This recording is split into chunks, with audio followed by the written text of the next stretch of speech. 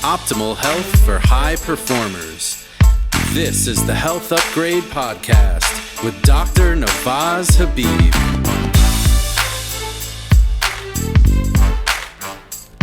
Welcome to a very special episode of the Health Upgrade Podcast. We're here in person with JP Errico here in Florida, local, which is wonderful. Thanks so much for swinging by. I'm excited to be able to do this in person with you. Well, you certainly traveled farther than I did, and I appreciate you coming down to Florida. It's my pleasure. I'll never say no to coming down here. I am very excited about today's topic. I've done a ton of reading. We've talked a little bit about this topic, and we're talking today about something that most people wouldn't consider a topic that the vagus nerve or the nervous system in general is actually heavily involved in, and that is atherosclerosis.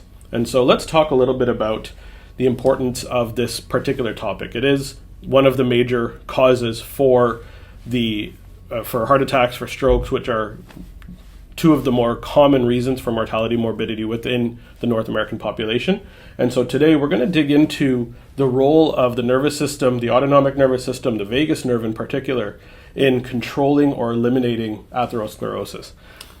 Absolutely. And let's begin by talking about what atherosclerosis is. Atherosclerosis is a process that occurs in many, many people, and it includes the immune system responding to damage of the endothelial lining, and as a result of that recruitment of inflammatory cells, there is an enlargement of the tissue that sits beneath the endothelial lining that ultimately occludes the artery or vessel, and with calcification ultimately results in the hardening of that artery, and can ultimately be the site where clots occur and clots can break off, and that can lead to downstream effects that are extremely acutely damaging and can be lethal. Yeah, absolutely. And we know that the rates of heart disease, stroke, are exorbitant through North American populations, no question, and growing everywhere else in the world. And so this is one of the major reasons for mortality and morbidity throughout the entire planet. And so understanding how these plaques form, understanding the process by which the pathology actually begins is really important to understanding what we can then potentially do about it. So why don't we dig in there? Yeah, and how the nervous system is involved, because it's not so clear, obviously, how the nervous system would be involved. But basically, the purpose of the vasculature is to transport, or one of the purposes is to transport materials around the body in an efficient way. And one of the things that gets transported around so that cells in various parts of your body that need things get it, one of the things is cholesterol. Cholesterol is critically important for the production of hormones, production of signaling molecules, structural uses, and it's carried in part by lipids like LDL. So LDL gets a bad name, but it is something that is important for us. You can't have none of it. So what happens is that things that are in the bloodstream have to get out of it, and it usually is transported through the wall of the vessel into the tissue beneath. One of the things that gets transported is LDL. When LDL is transported in high quantities, especially through an area where there's damage to the endothelial wall, that leads to a heightened level of inflammatory activity. And the tissue-resident macrophages and the tissue that's present will respond in a way that releases reactive oxygen species and other things that will have an effect on the LDL that's present in that, what's called the intima. It's the layer right beneath the endothelial lining.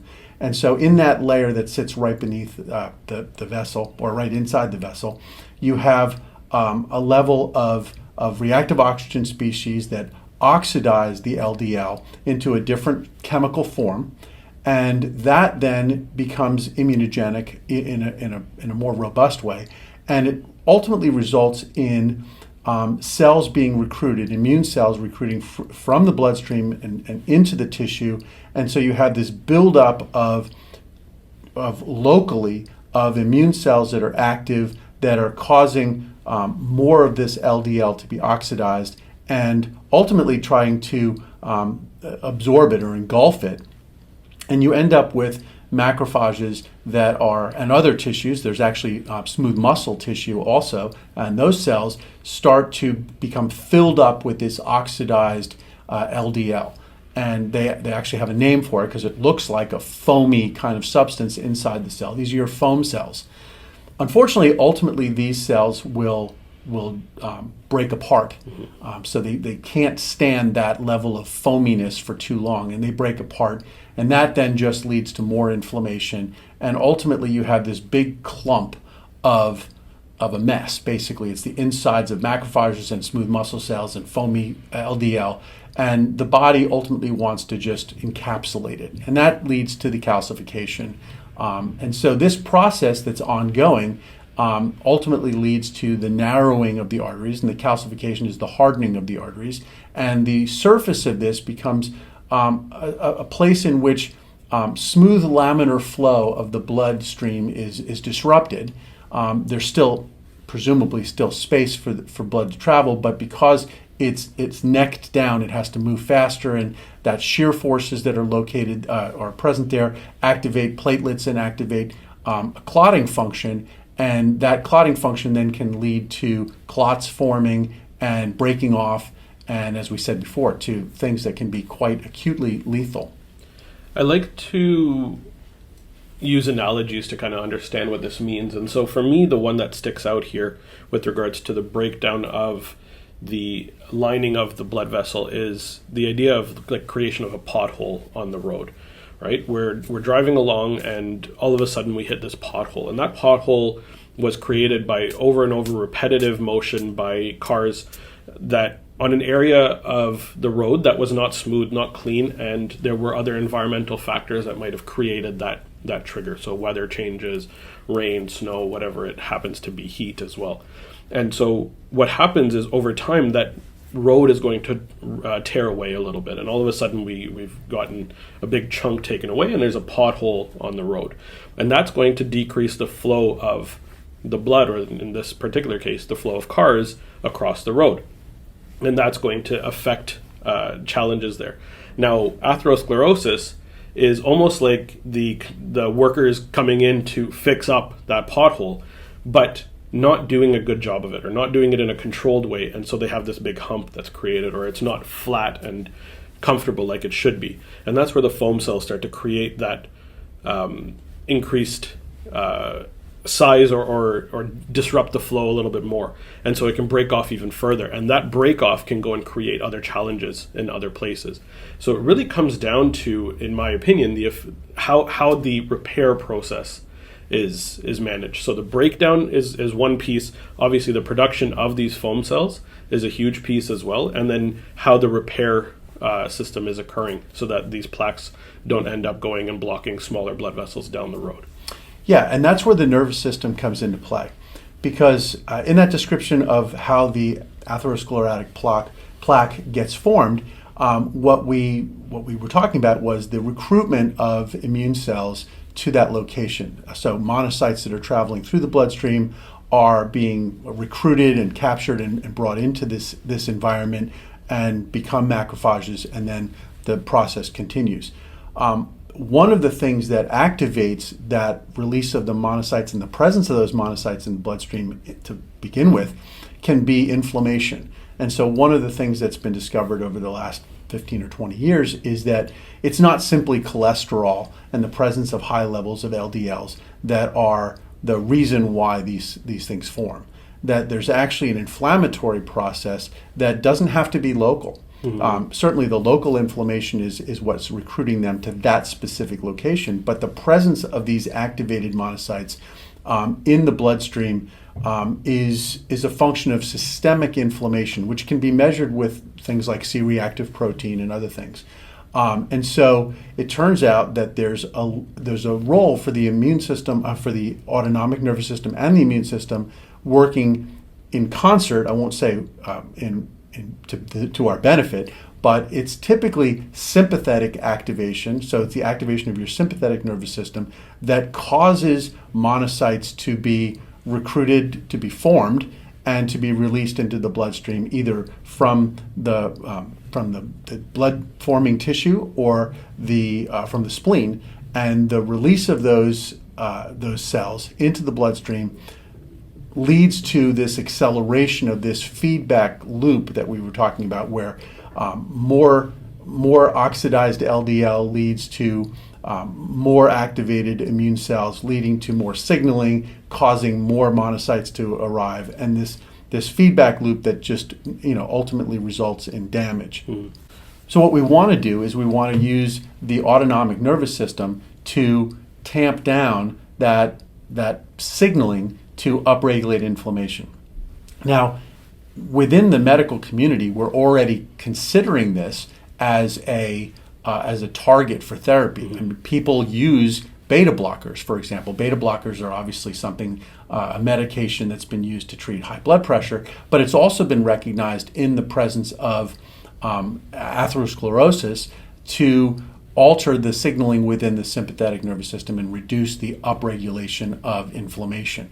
And then separately, targeting the inflammation directly, there's now a recognition that drugs like statin drugs that have been so remarkable in reducing cholesterol levels, we're finding that perhaps the real mechanism, or an important part of their mechanism, is that they're anti-inflammatory also.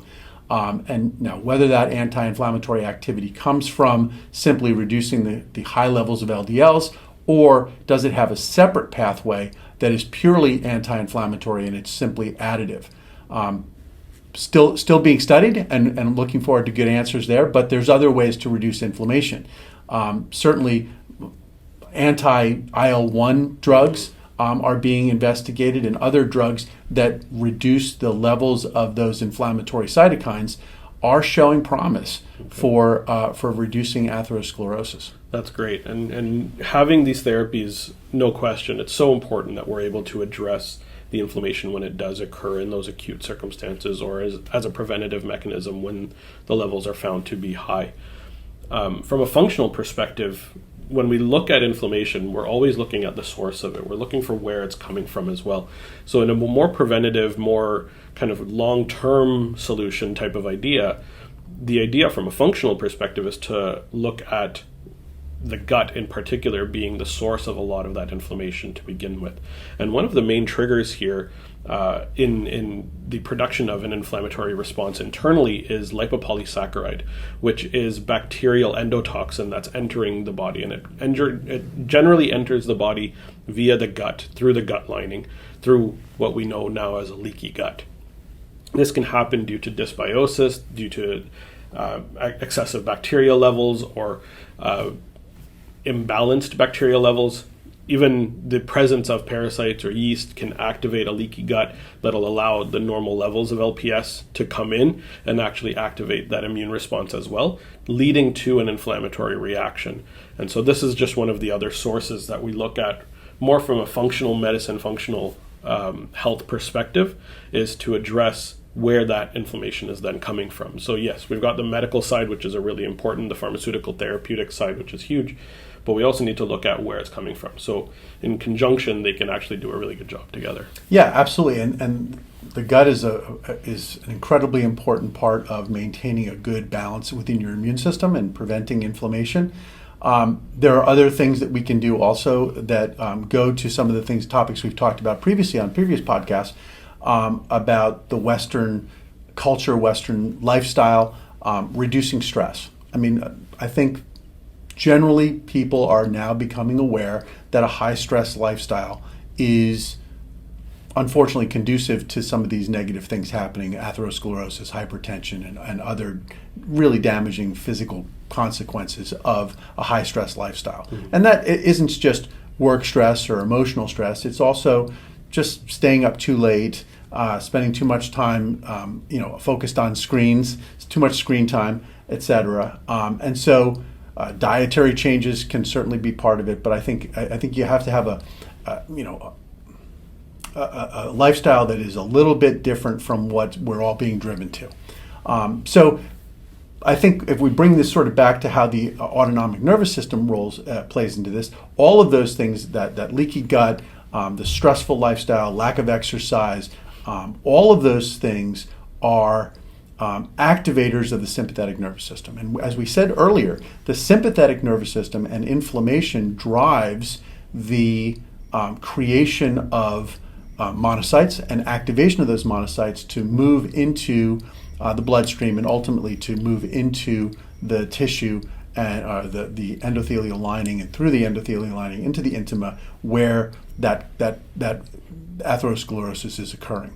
So what we need to do is reduce the inflammatory triggers, but also are there ways for us to modulate the sympathetic nervous system and activate, for example, the parasympathetic nervous system to have that anti-inflammatory effect? And it turns out that, and we've discussed this before, there is this pathway that has been discovered about 20 years ago called the cholinergic anti-inflammatory pathway.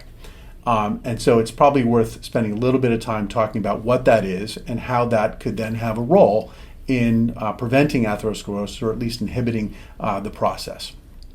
So the cholinergic anti-inflammatory pathway is related to the parasympathetic and the vagus nerve. It turns out that stimulating the vagus nerve creates or triggers a neurologic reflex that involves the immune system. And ultimately, without going into the gory details of it, the release of acetylcholine binds to a receptor called the alpha-7 nicotinic acetylcholine receptor, which is expressed on many innate immune cells, other cells like platelets. It's actually on smooth muscle cells. It's on a lot of different cells in the body. And when it's activated, it has the effect of reducing inflammation, especially on monocytes and macrophages. So to the extent that macrophages and monocytes are involved in this process, and clearly they are, reducing that pro-inflammatory or inhibiting that pro-inflammatory posture of these cells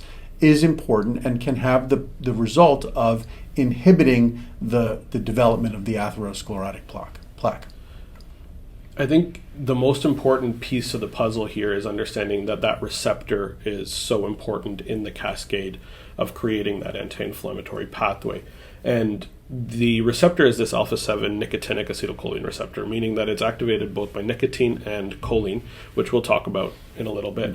But there's different ways that the acetylcholine gets to that receptor to activate it.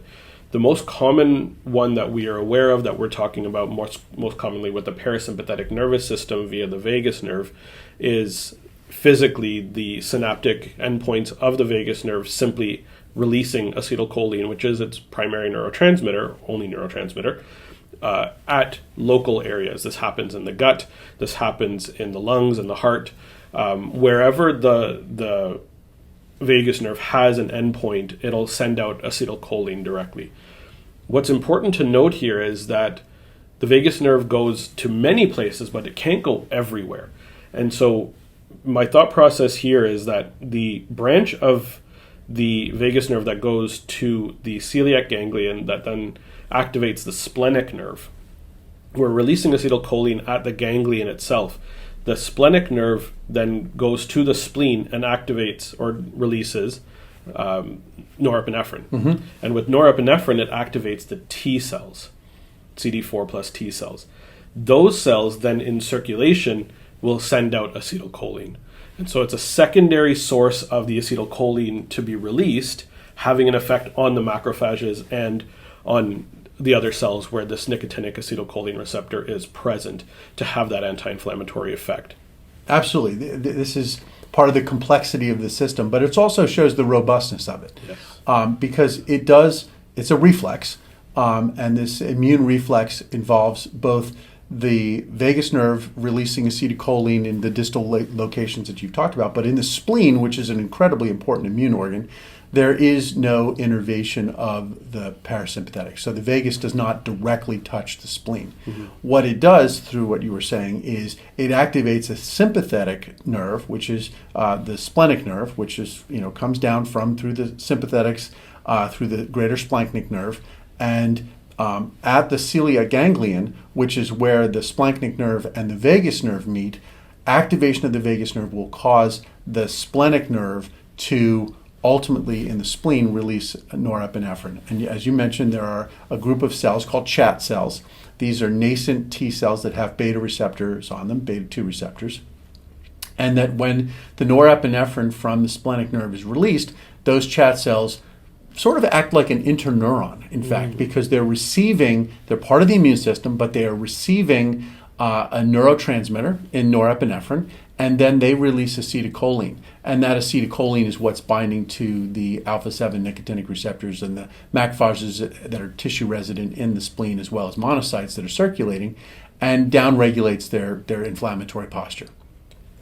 You mentioned something, and it sparked a thought in my mind. You mentioned that it's a reflex.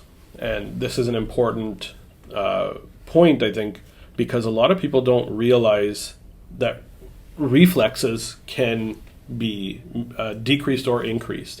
And that's based on our measurements, right? Even if we're just doing simple knee-jerk reflex. We test for it. We're hoping that it's a 2+, which is a good, comfortable reflex. If it's slow, we're looking at it being a 1+, and if it's non-existent, it's a 0. We're scoring it basically on the intensity of that reflex. If it's too hard, too fast, then it goes into a 3 or a 4+, and that's a sign of an upper motor neuron lesion.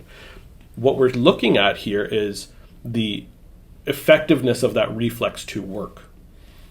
And so when it comes down to the cholinergic anti-inflammatory pathway being a reflex, then we need to have the function of the vagus nerve being optimized to allow for that reflex to work effectively. When the vagus nerve is not working well, we are not able to activate that reflex because the acetylcholine release is going to be limited. And that's really important because then we can't activate that system. Absolutely. And there are certainly supplements that people can take that will help to, in general, nerve health. Supplements will affect the vagus nerve the same way they would affect any other nerves. And it's really important to maintain vagus nerve health. One really important way, and it gets back to what I know you brought up, which is gut health.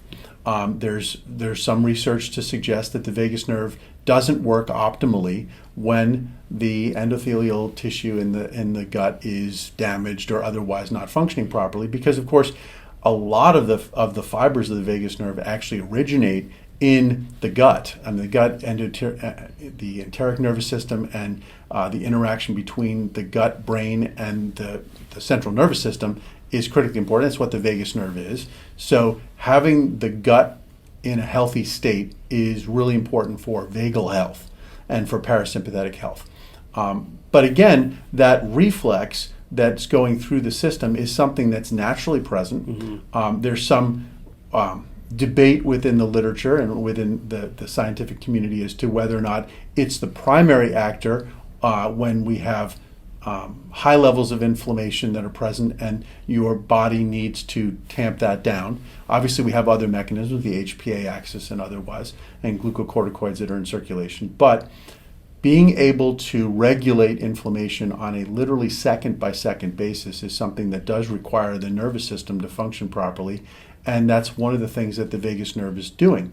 When the vagus nerve is not functioning properly or it's not being activated sufficiently, higher levels of inflammation will be present in the body because that reflex is being inhibited. So to your point, if you're looking at the knee-jerk reflex and you're only measuring a 1, well, that could mean in the parallel with the cholinergic anti-inflammatory pathway that your systemic levels of inflammatory cytokines and your inflammatory posture is just higher. And over time, that can be damaging. Yeah, and so it's just a very simple analogy to understand what we're looking at here when it comes down to that actual vagus nerve activation. And so I think, why don't we take a little practical break here and talk about like practical ways to ensure that vagus nerve is functioning well. You mentioned stress, and I just quickly wanted to touch on the different types of stress that can affect this, that can create these challenges. You mentioned many practical specific reasons, but I like to break it down to 4 particular sources of stress. We've got the emotional stress, which is that day-to-day stress, finances, relationships, stuff that's going on day-to-day, the guy who cut you off in traffic, all of those things. Those are the emotional stressors that we have a bit of control over, but often get in the way. And these are ones that we have the most control over, I believe, when it comes to understanding the emotional side of things. There's psychological stressors, which you could say, well, how are they any different from an emotional? I like to look at psychological stressors as things that happened in the past, traumatic incidents, traumatic events that kind of, in a crude way, scuffed the lenses through which you see the world, right? So this is going to happen because that happened, and you create this mindset response because of it, and so you go into a stressful state when something similar occurs, something along those lines. Exactly. So that's where the psychological stress is. We've got physical stress, which is physical literally means like movement and body function stress from a musculoskeletal perspective. Sedentary lifestyles, not moving enough, moving too much in some cases as well, can be a stressor. So this is one that we can look at. And then on the last one is biochemical stress. And biochemical stress, we're looking at the gut-brain axis. We're looking at dysbiosis. We're looking at environmental toxins, heavy metals, things that can come in and actually create a negative response internally through a biochemical cascade.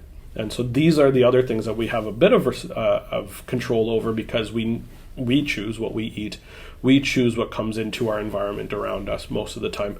There might be some environmental chemicals that we don't know about, but these are essentially the four sources of the stressors that can trigger parasympathetic system and vagus nerve dysfunction and upregulate that SNS response, the sympathetic nervous system response, activating this very inflammatory cascade. Yeah, and I think it's important also to recognize the temporal component of this. Short-term stresses are actually a good thing. Yeah. I mean, we need stress in our lives in order to heal bones. I mean, one of the things that we talk about when in the orthopedics industry is a bone's not going to heal unless you put some pressure on it. That's triggering the activity that will heal the bone. But long-term stress, so what we're really talking about is chronic exposure to toxins, chronic exposure to bad diet, chronically not exercising. There's nothing wrong with running a marathon. A marathon is damaging, and I've done a few myself, and I can tell you that's a long way. But it's a good thing for you.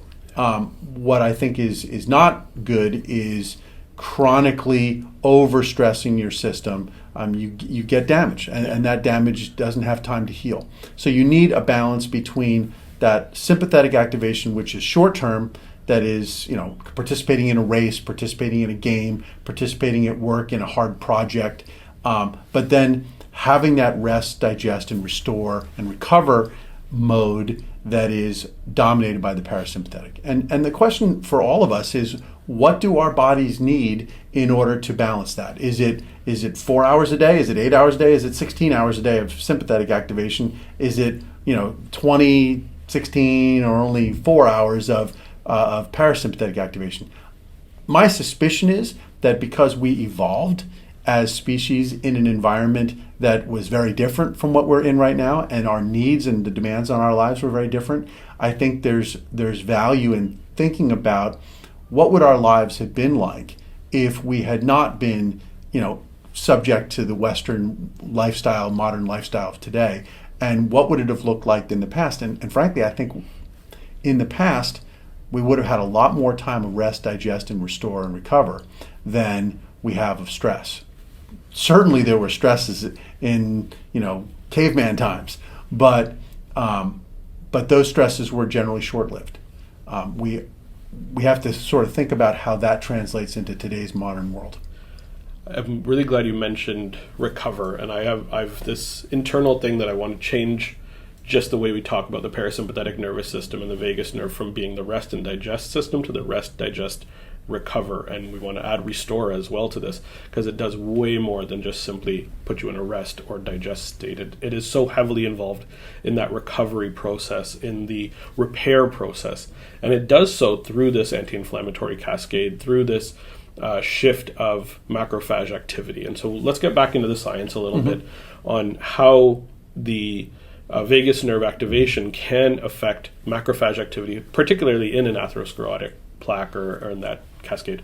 Well, I mean, the goal, and we talked about this earlier, the goal is to reduce the activation of macrophages and to make certain macrophages are an incredibly important cell in our bodies. In fact, we've talked about it in the context of the brain, that the resident macrophage, if we call it, is really a microglial cell in the central nervous system. It is present within 7 days of conception, there are immune cells that are present in the growing brain, and that they guide and control all of the development of the brain, from the vascularization to the myelination to what cells live and die, what connections are made, what connections remain. I mean, a lot of those connection changes are activity and sensory dependent. So it's the way that our immune system controls the brain development takes inputs from our experiences, et cetera. So it's not pre-programmed. We're not going to end up exactly the same as one another. There's a level to which that change is individualized by our own experiences. But the same thing is occurring in our organs.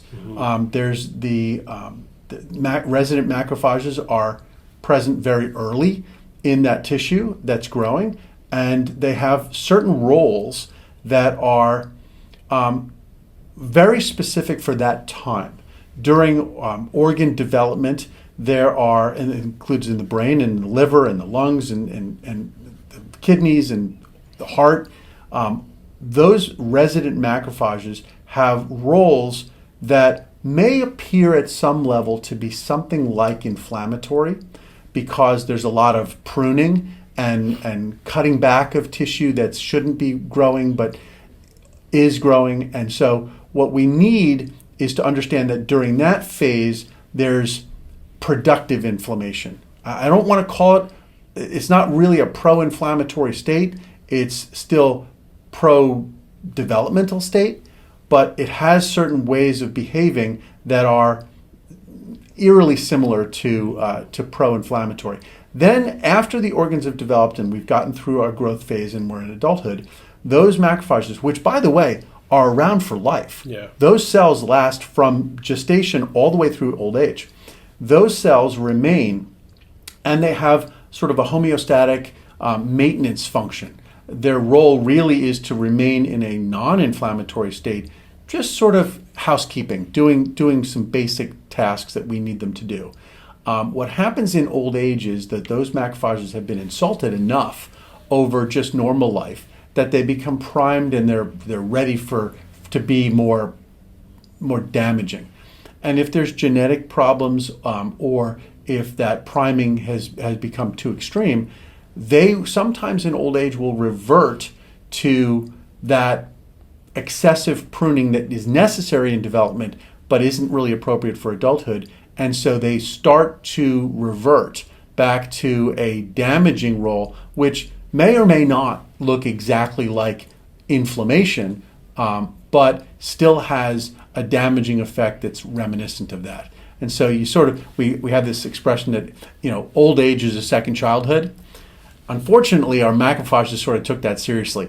And in old age, as a result of a life of, just a normal life and the challenges and damage that occurs, they sometimes, and not always, but sometimes revert back to a posture that's reminiscent of development and do damage. And part of that damage can be in the central nervous system. We've talked about degenerative diseases like Alzheimer's and Parkinson's. That's what's happening, or can happen there. But that can happen in your other organs. There can be fibrosis in the liver. There can be kidney damage. There can be, in the context of the vasculature, atherosclerosis. If the macrophages are in a quiescent state and relaxed and not primed, then maybe the presence of high levels of LDLs is ignored. It's not something that it reacts to. But at some point, if they're prone to it, they will begin to react, and that feed-forward process can begin. And to the extent that modulating the autonomic nervous system can have the effect of reducing that inflammation and reducing that priming into that state, that's what we're hoping that people will be able to access for themselves. And whether that's doing things like exercise or there are things that you can do, behaviors and activities that will activate your vagus nerve, your parasympathetic. Those are wonderful things to do.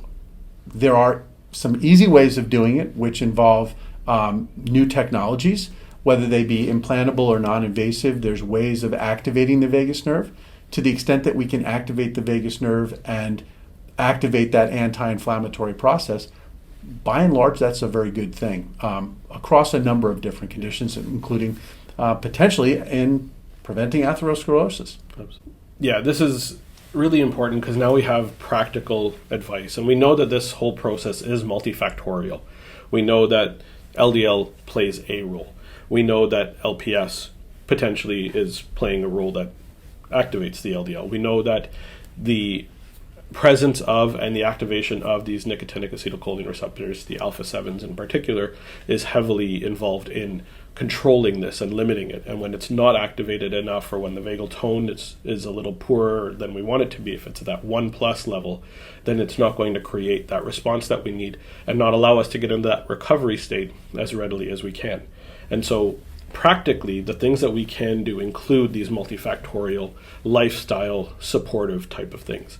Eating a healthier, cleaner diet, avoiding processed foods, sugars, heavily processed omega-6 oils, things like that. We want to eliminate the things that are going to create these challenges. We really want to be very careful with movement and making sure that we are moving enough, not sitting on our butts for 10, 12 hours a day. And so getting up and moving around and making sure that our muscles are using the sugars that are present in our bloodstream, that they are creating energy and activating the muscle cells effectively. And so movement is key.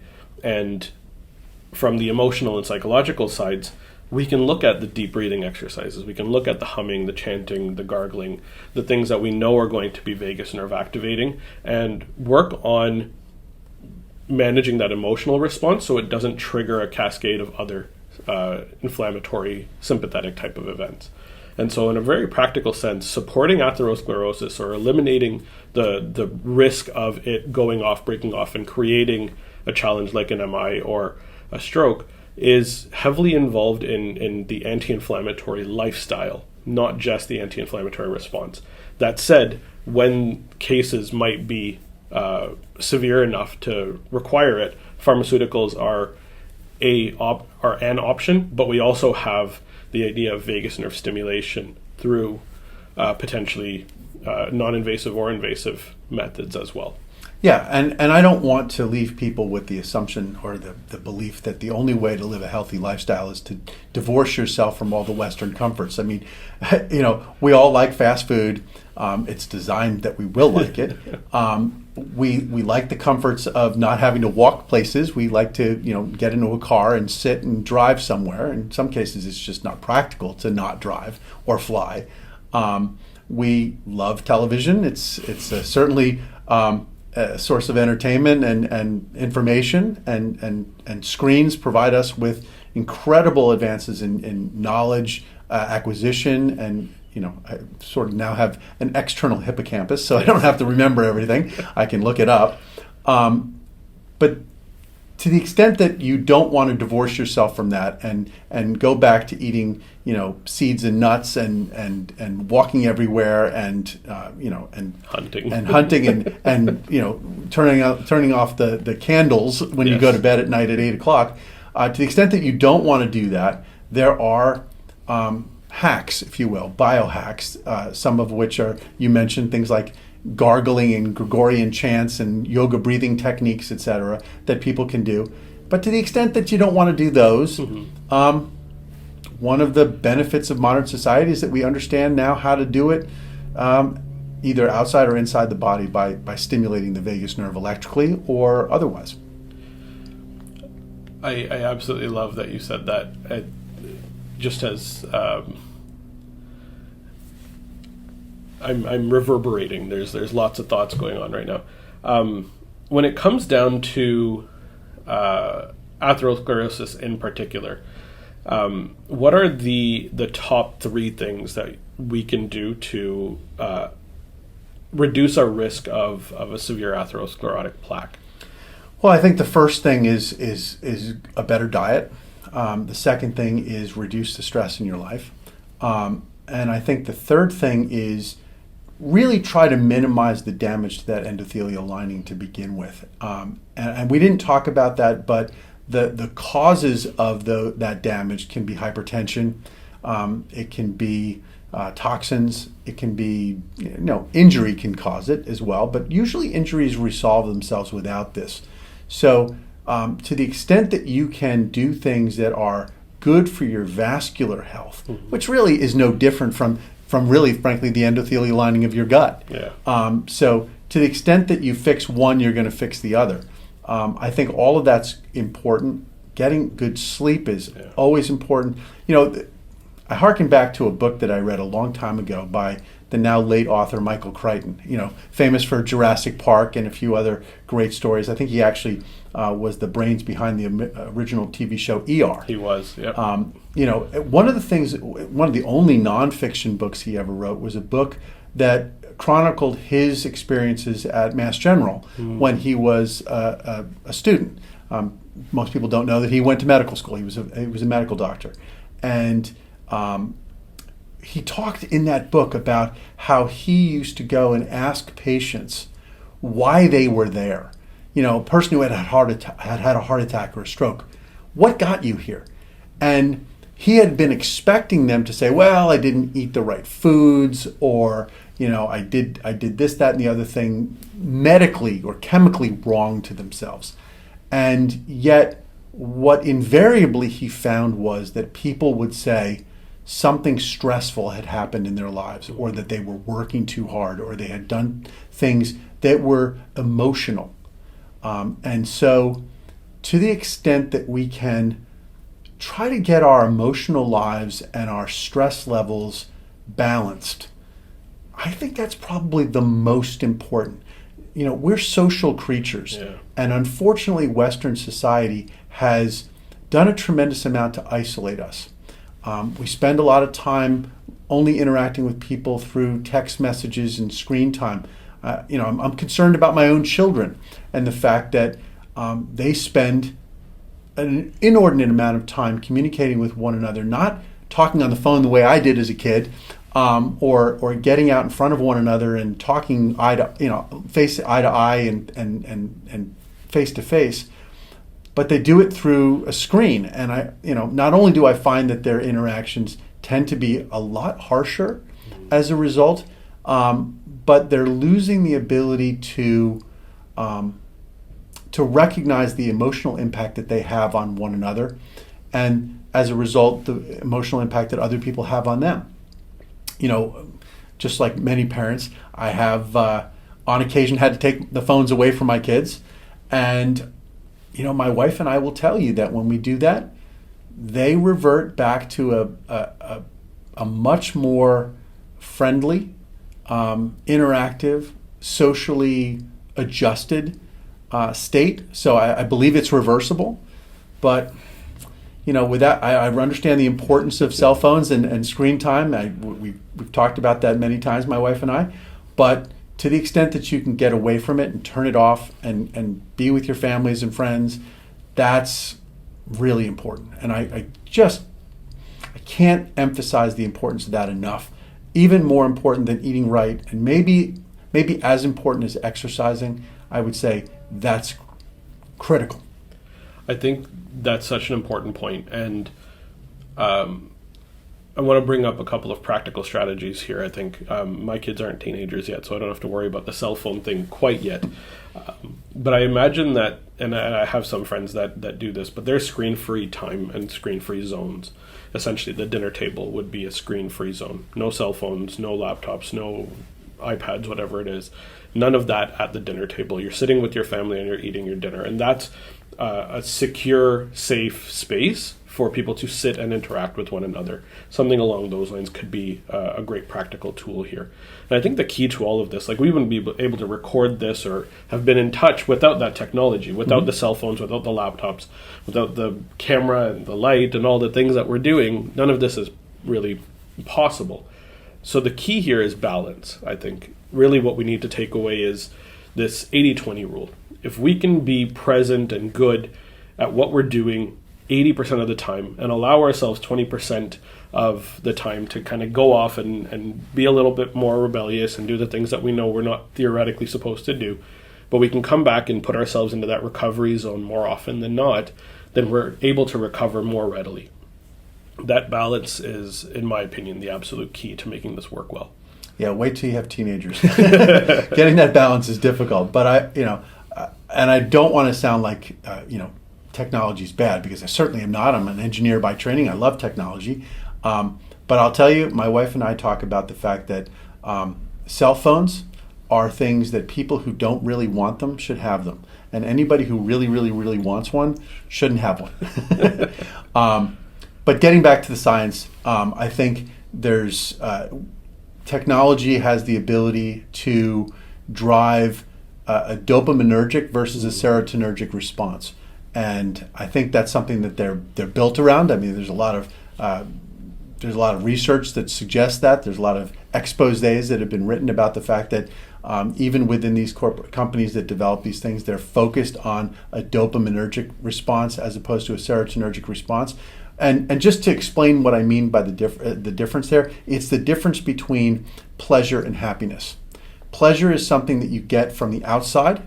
Happiness is something you have on the inside. Mm-hmm. Happiness really means contentment, and it means I don't need anything. Pleasure means I need something in order to be able to reach this state from the outside. Something gives me pleasure. Mm-hmm. I don't have pleasure inside me. I have it from somebody else or something else giving it to me. Happiness is something that I have, and I can give it to other people simply by being it. Being around happy people makes you happy. Yeah. Being around happy people doesn't give you pleasure, it makes you happy, because contentment breeds contentment. And so, again, getting back to what are the things that we can do to reduce the risk of hypertension, reduce the risk of atherosclerosis, and frankly, reduce inflammation overall. And it's been shown. Be socially engaged. We know that in old age, one of the things that prevents dementia is being intellectually active and being socially active. Mm-hmm. We know that people who live alone are at much higher risk of dying earlier. And it's not simply because there's not protections there. It's because there's not a social network that protects people. So be engaged in your social network. Be engaged with other people face to face, not through screens as much as possible. Talk to people on the phone versus texting them. Engage in other people's lives. Have them engaged in your life, and it will be a better existence and a healthier one. Yeah, you couldn't have said it better. And I just want to mention there's a couple books that I think would be really interesting to people that want to dig a little bit further into this dopamine response to social media and to the use of devices. A gentleman by the name of Nir Eyal wrote a book called Hooked.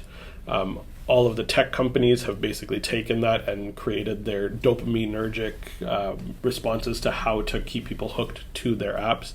And then he realized what he had done, and he wrote Indistractables, teaching people how to not get into that state and get away from that dopamine response that we need our tech devices with us all the time, and to avoid that dopamine response. So I really would recommend for anybody who feels like they might have an issue here, Indistractable by Nir Eyal. Wonderful, wonderful book. Really, really great practical resource on that. I think many of the people who work in those companies have read that book, because word is on the street that a lot of them won't allow their own children to have phones, and they won't allow their children to play with apps and things like that, because they understand how they're designed.